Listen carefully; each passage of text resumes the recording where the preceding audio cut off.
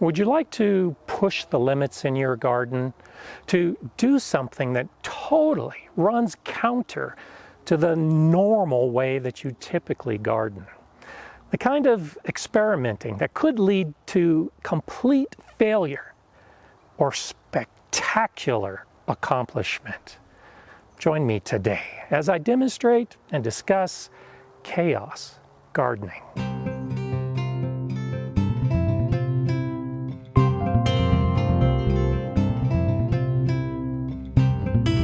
Hi, I'm Gardener Scott.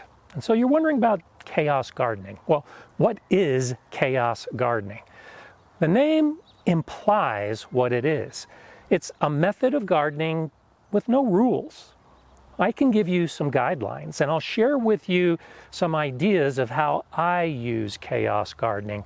But it really comes down to what you think it is and what you think it should be and how you choose to do it. Chaos gardening is not for every gardener, and I don't think it's suitable for every garden.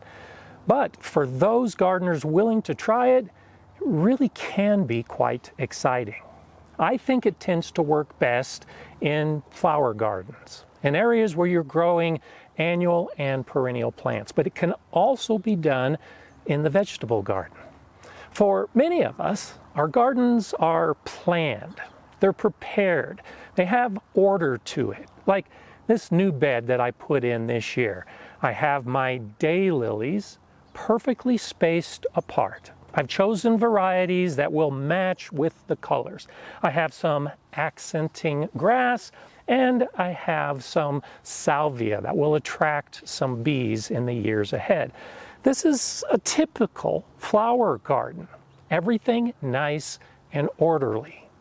This is an area of my garden that is no longer orderly. It's beginning to show signs of chaos. I still have the daylilies that are planted here. They anchor this area, perfectly spaced. But I also have sunflowers. I didn't plant these. The birds did. And I've got a ground cover of strawberries. I put a couple strawberry plants in, but now this area is being covered by the runners. Wherever they root, that's where a new plant arises. I have some native plants, some grasses. I even have an apple tree that's going to shade the whole area. Some aspects of this I put in as part of the plan. But for the most part, the rest of this, particularly all of these Mexican hat flowers, just showed up as part of the chaos. Because chaos gardening has no rules, you can decide how far you want to go. So in that area over there, I have some order and I have some chaos. In this area right here, it's nothing but chaos. So how did I get the chaos started? There has to be a beginning. Now, I didn't have a plan because much of chaos gardening really doesn't follow a plan, but I had an idea that I wanted pollinator plants in this area, for this entire space to become a pollinator garden. One of the plants I love is cosmos. Now, I didn't put these cosmos plants in place, but I did spread seed around the area, seed like this variety of cosmos. The way I like to begin is to take extra seeds. So these cosmos seeds are 3 years old. They should still be viable. I'm not planning to put them in any particular bed. They're ideal for starting a chaos garden. Along with these aster seeds, coreopsis seeds, delphinium seeds, and zinnia seeds, I'm going to start sowing some chaos.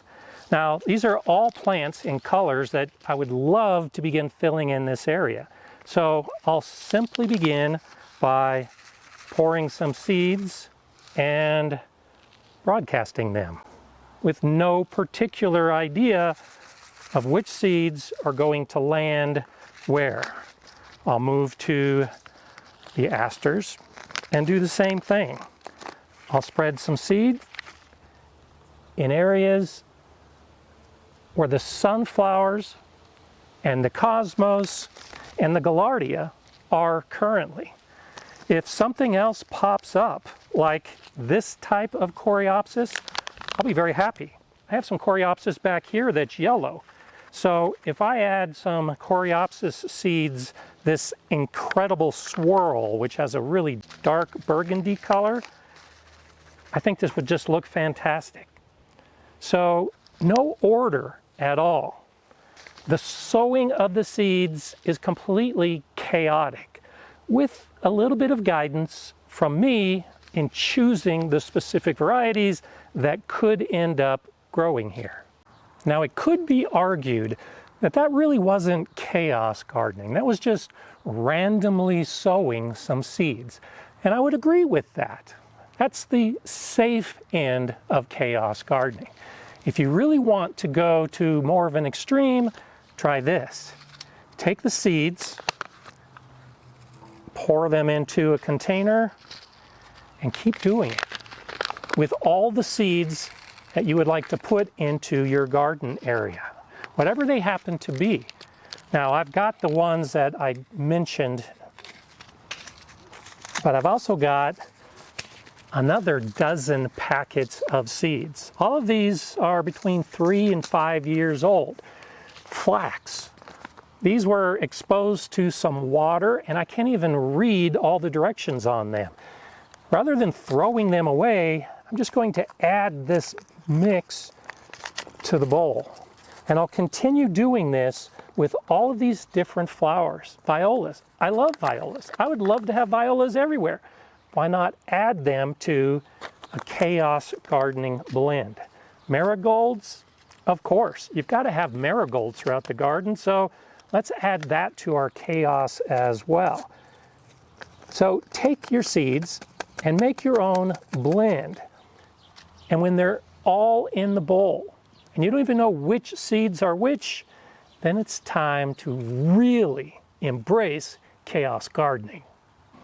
So now, when I walk through the garden and I sprinkle seeds around the Coreopsis or the Gaillardia, around this Echinacea, yes, it's random, but it goes beyond random. I have no idea which of these seeds are going to germinate, which are going to grow, and what plants are even going to emerge. Chaos gardening should be approached as a crazy experiment. I have no idea which of the seeds will germinate or if any of the seeds germinate.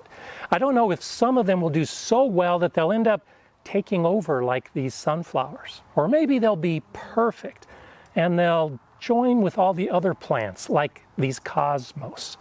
It's that unknown factor of chaos gardening that can make it so exciting. And when it works out, it's really something to stand back and behold. Now, you can help yourself. Many of these seeds I chose have similar germination and growing requirements. If the seed packet says light can aid germination, or seeds need light to germinate, then sowing them across the surface like I'm doing can be quite successful. I also try to match the seeds with the plants that I know will reseed pretty easily, because all these cosmos will do is drop their seed, and some of them will germinate, most won't. So throwing these seeds across the surface of my mulch means that some of them are going to fall in between the crevices between the wood chips. Some of them are going to be eaten by birds, and some of them, when the conditions are just right, will probably germinate. I can improve my chance for success by using chaos gardening as a method for sowing seeds in a prepared garden bed. The soil is probably going to be better, so the seeds have more of a chance of germinating and growing.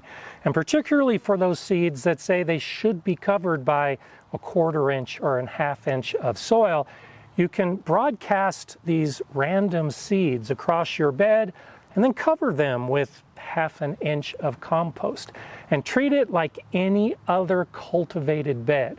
The difference is you just don't know which plants are going to show up, which are going to do best, and you can sit back and have patience to see what results.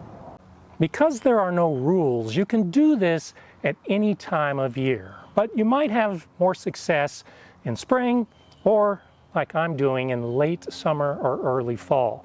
Some of my plants, like this echinacea, the rudbeckia, even my stinging nettle, have already started going to seed. They're going to drop their seeds, and then those seeds will just rest on the soil until spring awakens them and new plants pop up. Well, I can do the same with these seeds. Basically, these are just joining the seeds that are already present in my garden.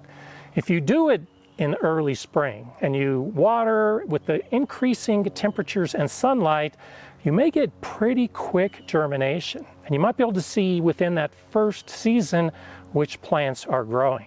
For me, doing it late in the year and then waiting to see what pops up in spring, it really requires a lot of patience. And then it comes time to try to identify what it is that pops up. So it's a good idea to go ahead and save these seed packets. So when a flower appears and you're not sure what it is, you can look through your stack of chaos gardening seeds and have a better idea of what's actively growing in your garden. And when those plants are actively growing, don't forget that you are the master of your own chaos. If a plant is just in the wrong place, you have options. You can dig it up and transplant it to another area. You can pull it and throw it in your compost, or you can stand back and reevaluate and wait and see if maybe it is in the right place after all.